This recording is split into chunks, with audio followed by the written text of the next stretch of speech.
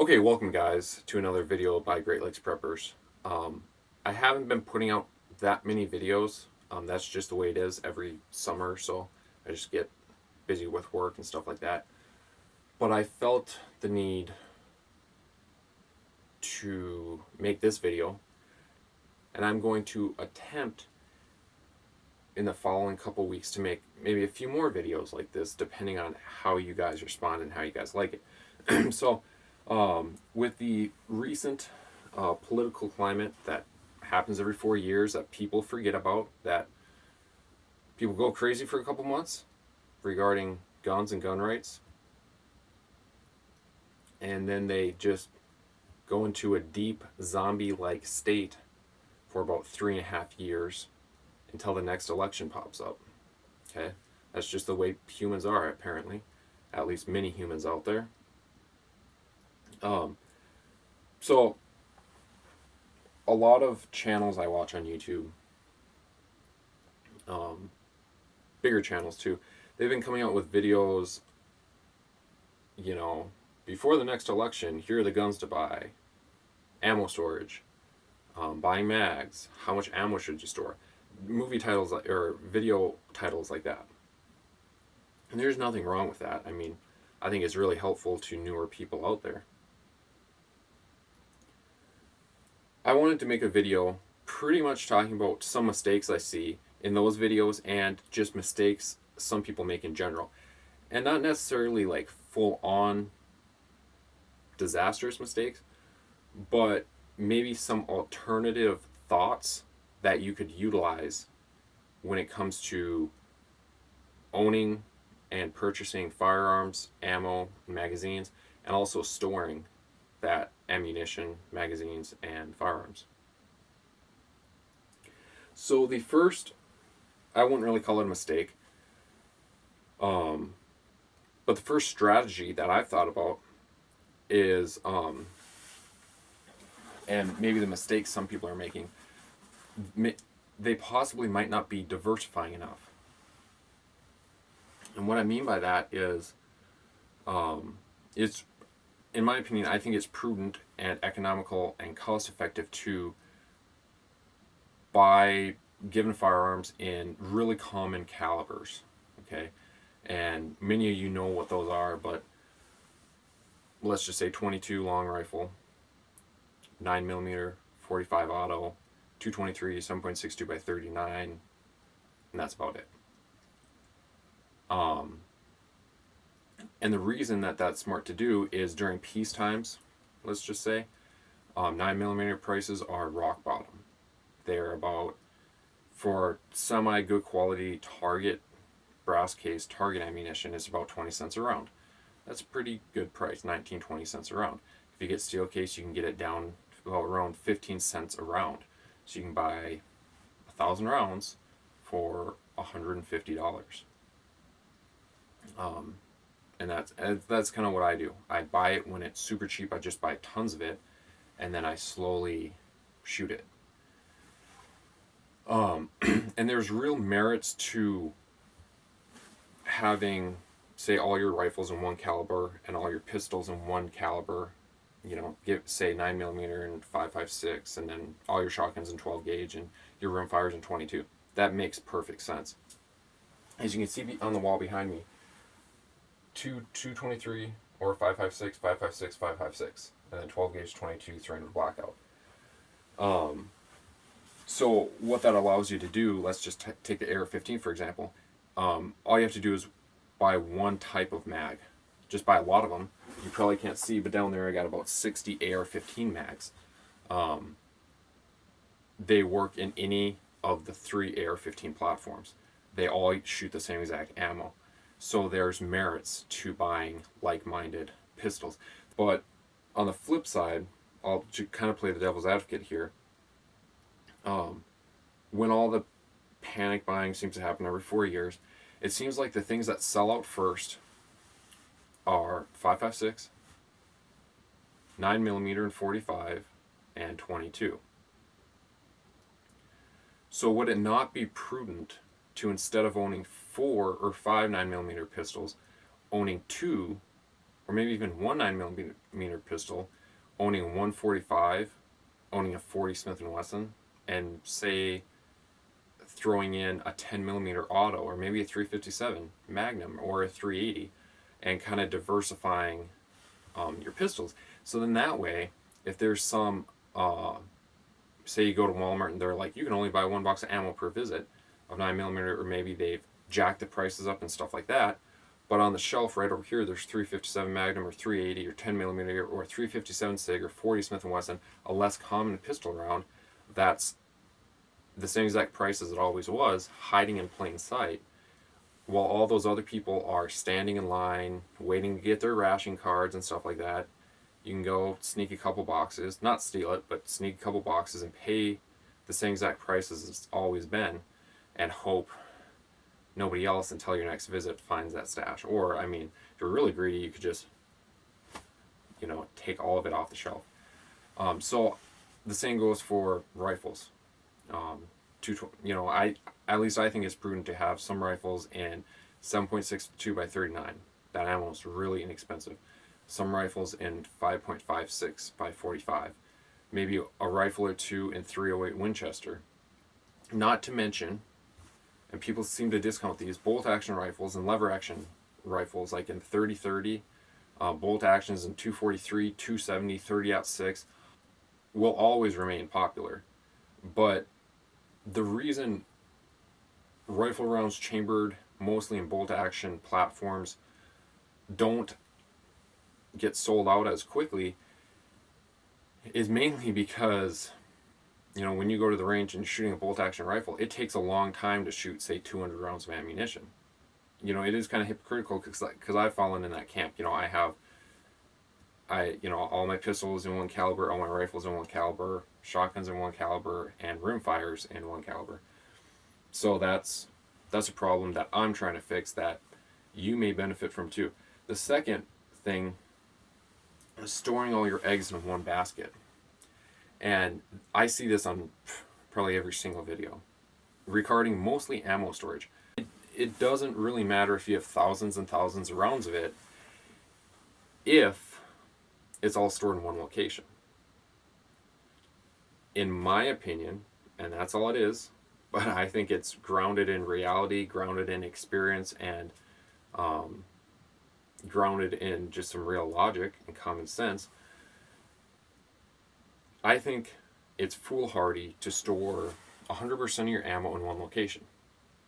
Now, I'm not saying, go bury some and go store some at Jim Bob's and go store some at your cousin Teddy's house and your uncle's house. And I'm not saying that. I mean, some people do that. Some super paranoid people do that. I'm not really talking about that. But what I am talking about is a super semi-common problem: home invasion, burglary. And I'm not talking about when you're here. I'm saying with holidays coming up, that's kind of the largest time that burglars profit, because they know tons of people are out of their house.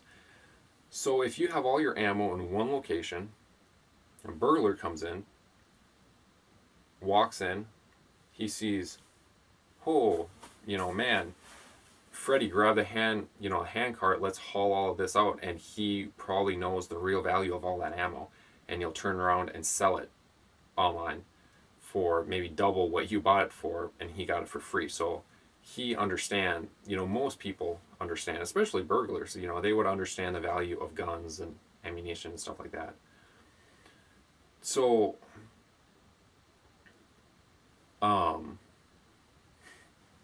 ammunition can be expensive, especially when you buy it in bulk. So it's kind of the same logic is all your life savings and all your access money and all the stuff you have saved and whatnot, do you just stack in a pile and set on a shelf and just let it sit there and, I keep my doors locked, nobody will come in here and steal it?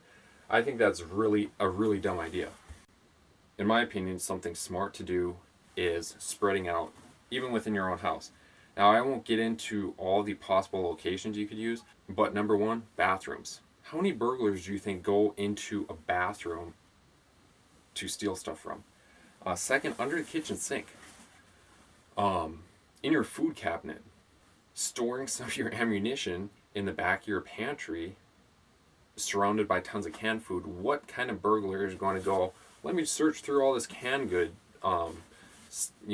stuff? Most burglars don't just go to a house and steal tons of food.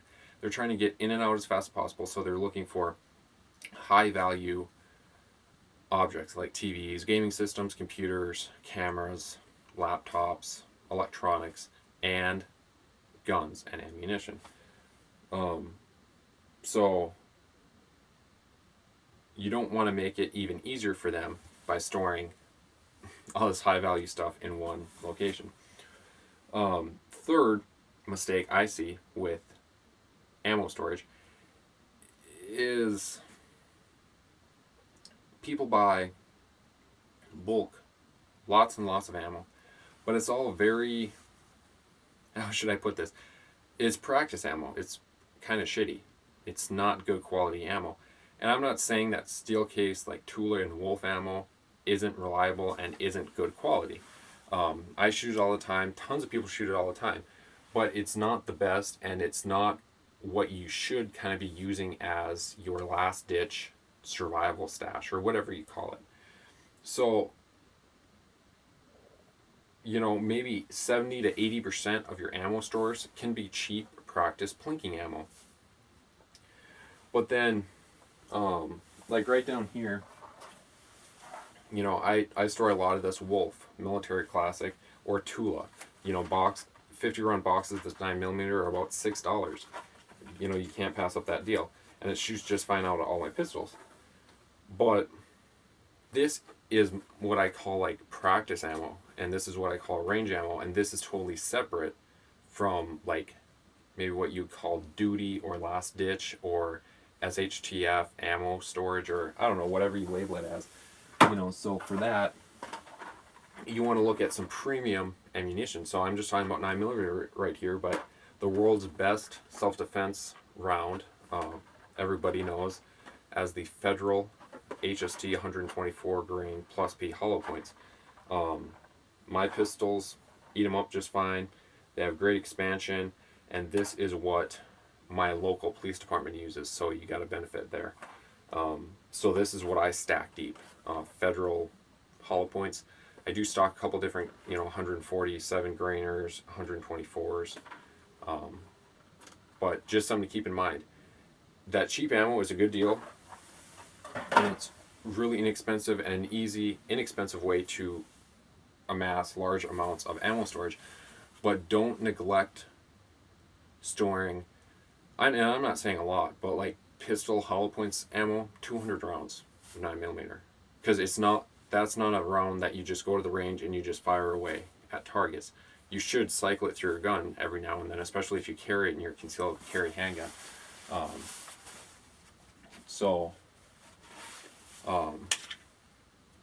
Like this is exactly what I carry in my concealed carry handgun, and so it's only prudent to keep a storage of that in your supply, at least in my opinion. Same goes for rifles. Say 5.56 AR-15s, for example. You can store Tula and Wolf and stuff. I don't really shoot that out of my AR-15s, but if you want to, go ahead and use that at the range. But keep a reasonable supply of high quality hunting type ammo, like either barrier blind, open tip match or hollow point boat tail rounds, and stuff like that. More exotic stuff. It's going to be more expensive, but it's a more effective round. There's so many rounds for 5.56, but pretty much I stick with Federal, and actually with 5.56 I try and stick with Hornady. But there's Hornady, there's Spear, there's Barnes, there's Black Hills, there's Nosler, there's a lot of brands. Just pick one brand, or pick a loading, or pick a couple loadings that your rifle shoots accurately and you like and you can afford the price of, and run with that. So my kind of go-to AR-15 round is a 5.56 chamber, so it runs at a slightly higher pressure than 223. 5.56 NATO, Hornady Superformis 75 grain hollow point boat tail. So it is mouth filled, but it's about $15-16 a box. So it runs about 75 80 cents around. But and that's prices me buying it online, not in the store, because most stores they'll jack it way up to over $1 a round. So my last point of contention with all these, storing ammo and blah blah blah, people, they got all these ammo cans and they got all these boxes and whatever full of ammo, and they might even have all these AR-15 mags or AK, pick your poison, whatever. But in the videos that I see, those magazines are empty. And it is confusing to me, because it's like saying, I'm going to buy all these moving boxes, but keep them empty until I possibly have to move. If you're like, well, I'm going to move eventually, so I'm going to buy moving boxes now and keep them stored, but not fill them. And then the day before I find out I have to move, I'm going to box up all my stuff into the moving boxes that I previously bought for a cheaper price and move to a new location or a new house. It doesn't make sense. The reason you're buying magazines is to hold ammunition. So if you buy magazines and you keep them empty, I don't know, it blows my mind. But I keep this here, and I mean, I'm not saying this is what you have to do. This is just the system or whatever that I kind of came up with. So this is a chest rig, but I use it more as like a grab bag. I probably won't be like throwing this on, but if I had to, you got that option. So you got 8 loaded AR mags with top quality 75 grainers, and then some also barrier blind ammunition, like top of the line, top quality ammunition. In here, I got a small flashlight, just a stream light, and I got my SE6 in the back here, and pistol mags in the pistol pouches. It's kind of heavy, but the thing is, I showed you, I just grabbed it off the shelf. You can toss it on like a purse and run out of your house, and you got 250 rounds of ammo. You got a knife, you got a flashlight, you got around 50 rounds or so of pistol ammunition in mags. It's ready to go. As opposed to like, hey honey, before we leave, can you help me load all 50 of my AR-15 mags? The other thing too is it's more space effective. So if you're working, so if you don't have a lot of space to devote to storage, you got your ammo taking up space and you got your mags taking up space. When you consolidate them, now your ammo is not taking up space.